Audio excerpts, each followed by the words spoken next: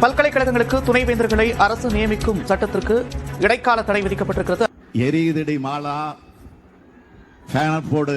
அதான் extra fan வச்சு காத்தடிச்சிட்டு இருக்கமே, பத்தாதா?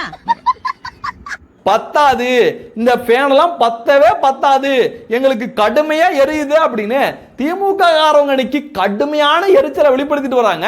உயர் நீதிமன்றம் நச்சுன்னு நங்கூரத்தை பாய்ச்சுற மாதிரி ஒரு உத்தரவு போட்டிருக்காங்க.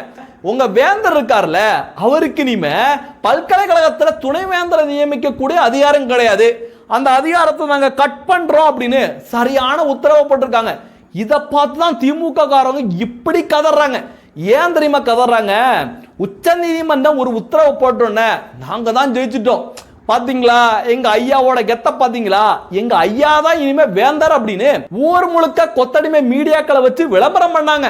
அது மட்டுமா பண்ணாங்க, கோடிக்கணக்கில் கொட்டி கொடுத்து வாதாட வச்சாங்கல்ல, அந்த வழக்கறிஞர்களுக்கு இங்க கூட்டிட்டு வந்து பாராட்டு விழாலாம் நடத்துறாங்க.